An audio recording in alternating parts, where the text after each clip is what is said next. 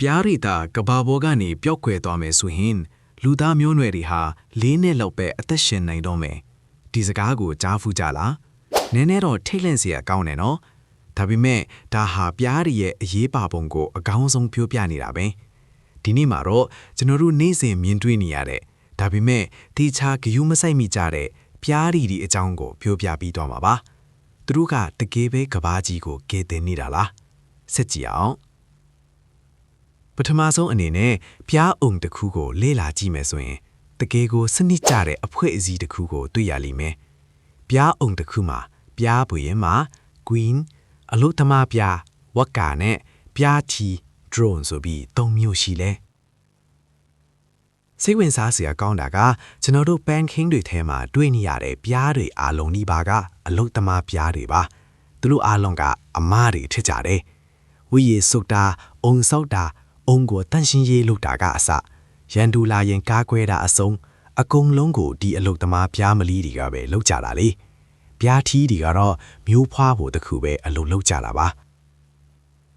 ကဲဒီထက်ပိုပြီးနက်နက်ဆိုင်ဆိုင်သွားကြည့်ရအောင်ပြားတွေကအစာရှာထွက်တဲ့အခါအချင်းချင်းဘလို့ဆက်သွယ်ကြတယ်ထင်လဲသူတို့မှာ Google Map မရှိဘူးလေသူတို့ကခွန်ပြီးစကားပြောကြတာဗျ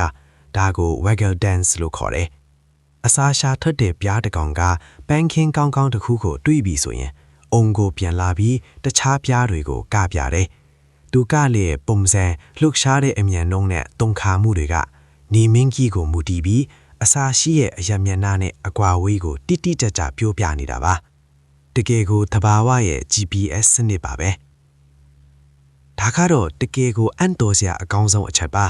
ပြားတစ်ကောင်ဟာသူတစ်ဆက်တာလုံးမနာမနေစူးစားပန်းစားရှာဖွေရင်တောင်မှပြားရည်လက်ဖက်ရည်စွာ12ပုံတပုံလောက်ပဲရတယ်ဆိုတာယုံလားဟုတ်ပါတယ်ကျွန်တော်တို့ပေါင်မုတ်ပေါ်ထုတ်စားလိုက်တဲ့ပြားရည်တစွန်းစာလေးထစ်လာဖို့အတွက်ပြားကောင်ရည်12ကောင်လောက်ကတသက်လုံးလှုပ်အားပေးခဲ့ရလာပါပြားရည်တပုံလင်းရဖို့ဆိုရင်ပြားတွေဟာပန်းပွင့်ပေါင်တန်းနဲ့ချီပြီးနားခဲ့ရတယ်လို့ကဘာပတ်လန်းကြောင်း3ပတ်လောက်ခရီးပေါက်တဲ့အထိပြန်တန်းခဲ့ရတယ်လို့သိပ္ပံပညာရှင်တွေကတွက်ချက်ထားကြတယ်ဒါကြောင့်ပြားလီတွေဟာတင်းငယ်ပြီးမြစ်ကျွန်တော်တို့ကဘာကြီးရဲ့ဂေဟစနစ်နဲ့စားနပ်ရိက္ခာအတွက်မရှိမဖြစ်အရေးပါပါတယ်ကျွန်တော်တို့စားနေတဲ့တီးနှံ3ပုံတပုံလောက်ကပြားတွေရဲ့ဝတ်မုံကူးဖေးမှုကြောင့်ရနေတာပါ